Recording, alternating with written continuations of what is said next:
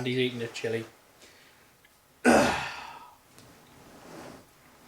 not really game related.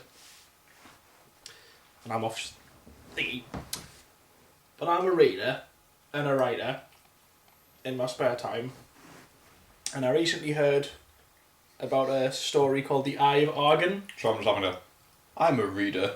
I can also write, I'm a reader. I can also write. So it's like if it was about 300 years ago, you'd be really valuable. You could read? My father was a script writer. Anyway. I recently heard of a story called The Eye of Argon by Jim Theis. And I'm going to give credit to Yachi Crawshaw for the idea that I've had to do this. But among writers, Jim Theis in the story Eye of Argon is regarded as the worst fantasy novel ever written, or fantasy novella. And there's a game you can play where you need to try and read it aloud without laughing. And the rules are, read it without laughing, read it as it is, punctuation and spelling, because apparently it's full of mistakes and bad punctuation. And the version I found has weird illustrations. Probably can't see that because it's a tablet. And the pages change colour. Is that a woman? That's a naked woman on a... There's a naked woman coming out of a vortex. By the looks of it. Have you seen that, do you think? Or in a giant fur ball. So, Andy's not very good at reading aloud. That's what he says. I'm not. So I'm going to do it. I stammer loads when I'm reading aloud. Because I read it quicker than I'm saying it. Mm-hmm. So I end up missing words out, or I end up going like losing my tongue and having to go back. So it's weird. I've always struggled reading aloud because I kind of I'll be speaking as I'm going along, and then I'll like miss 2 or 3 words out, and I'll be like, oh shit, and then I'll have to end up going back and just changing it. So it won't be very funny watching me do it. Probably won't be very funny watching me do it, but we're going to give it a go. The story itself should be a lot of gash. So.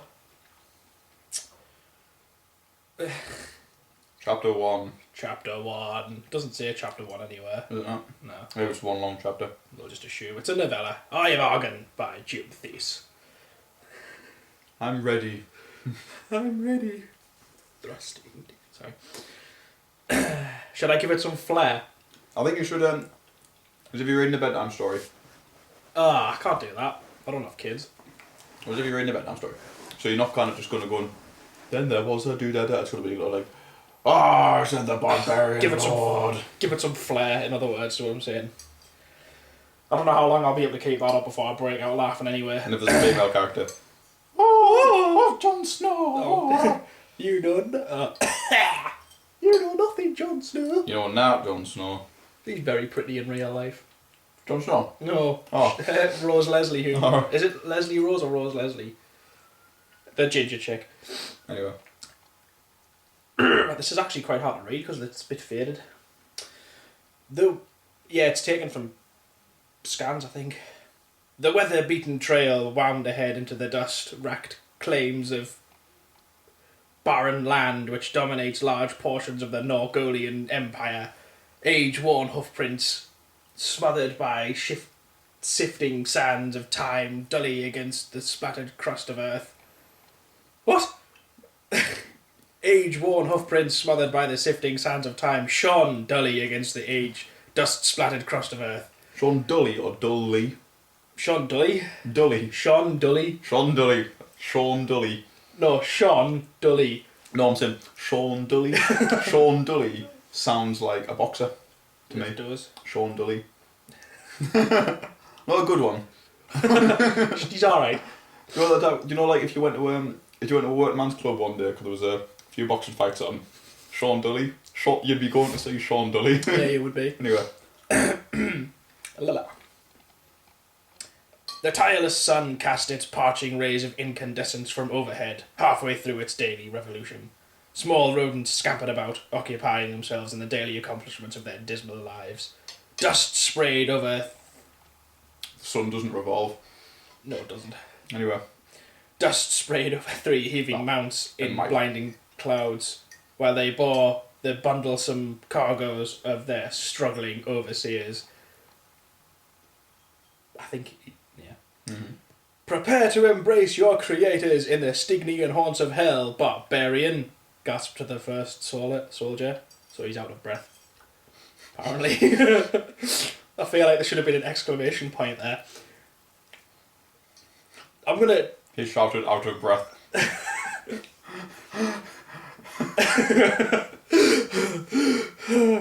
Prepare to embrace your creators in the Stygian haunts of hell, barbarian. Barbarian, give us a minute. Anyway. Only after you have kissed the fleeting stead of death, wretch, returned Grigner.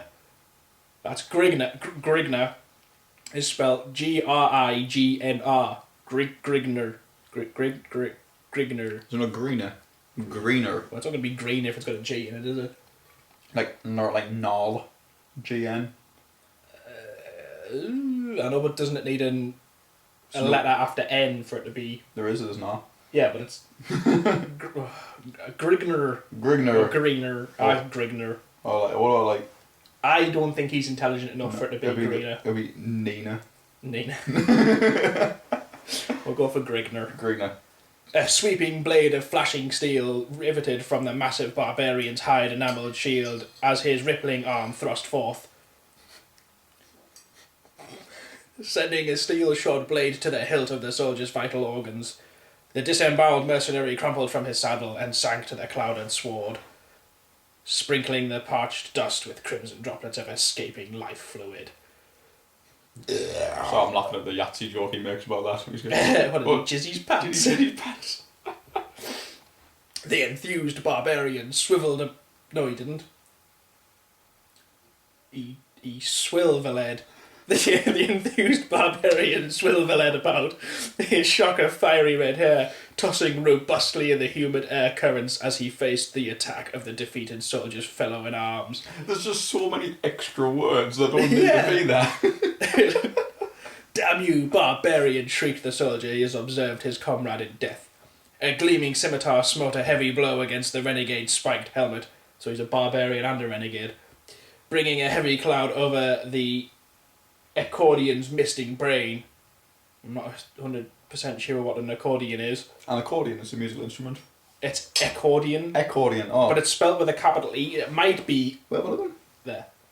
Accordion. It might be that's where he's from. Accordia. He's from Accord. And he's an... Or Accordia, and he's an accordion. Well, we shall see. We shall read on. Read on. Shaking off the effect of the pounding blow to his head, Grigner brought down his scarlet-streaked edge... Sounds very phallic. Against the soldier's crudely forged hauberk, clanging harmlessly to the left of his opponent. What? What's a hauberk? Grigner brought... This is all... what do you call them as well? Commas. One sentence. Yeah, this is all one sentence. Grigner... No, it's not. So from shaking off the effects of the pounding blow to his head, Grigner brought down his scarlet-streaked edge against the soldier's cruelly forged hauberk, clanging harmlessly to the left of his opponent. That was all one sentence. The soldier's steed whinnied as he directed... I think you mean steed. As he directed the horse back from the driving blade of the barbarian. Grigner leashed his mount forward. Don't think that's how you move your horse forward, by leashing it. It doesn't matter. Okay, Moved his mount forward as the... We don't know anything about riding horses. We don't. So, That's maybe, true. Maybe you do. That's entirely true, although I don't think this guy does either. I know you saddle a dog.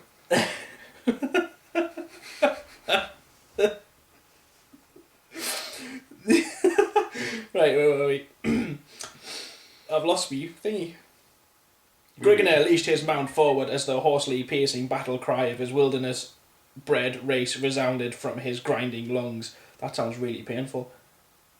A twirling blade bounced harmlessly from the mighty thief's buckler as his rolling right arm cleft upward, sending a foot of blinding steel ripping through the Cimmerian's gullet. A gasping gurgle from the soldier's writhing mouth as he tumbled to the golden sand at his feet and wormed agonizingly in his deathbed. Feet and, there's a comma before and. That's very strange. I'm quite like the idea. I quite like the idea of Grimger. We'll go for Grigner. Grigner wrote this just after it happened, and he'd went through and found their IDs, so he knew where they were all from. And he keeps referring to them by the places that they're from. We assume. And it's really nice that they brought the deathbed with them as well. Yeah. Grigner's emerald green orbs, I assume that's eyes, Testicles.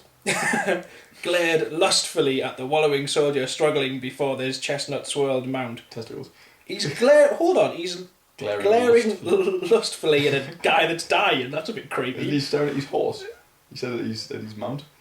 No, before his chestnut-swirled mount. Oh, okay. So he's in front of Grigner's horse. Oh, right, okay. I don't really know what chestnut swirl is. I thought he was lusty at the dead guy, and then he was going to move on and be lusty at the horse as well. That's it, that might happen. His scowling voice, I don't think your voice can scowl, I'm pretty sure that's a facial expression, Anyway. reverberated over the dying form in a tone of mocking mirth. You city-bred dog they shouldn't. You city-bred dog should learn not to antagonise your better. Reining his wary mount ahead, Grigner, without a capital G this time, resumed his journey to the Norgolian city of Gorzum, hoping to discover wine, women, and adventure to boil the wild blood caressing through his savage veins. Why does he want to boil it even further? I don't know. Does he not want to soothe his wild blood? The trek to Gorzon, I can't tell. Gorzon was forced upon Grigner when the soldiers of Orin were leashed upon him. Leashed upon him? I'm assuming he means unleashed, but we shall see. No. No, he means what he says. Upon him by a faithless concubine he had wooed. So a concubine has soldiers. I thought you said faceless concubine. A faceless concubine. Like that dude just a on mannequin. Pirates of the Caribbean that gets his face twisted off by the Kraken. Yeah. So it's just like back then, it's just like, it's just a wooden mannequin. Just get over, my lady. I am Grigner. He just Grigner. That's it. I am Grigner. banging away at a chunk of wood.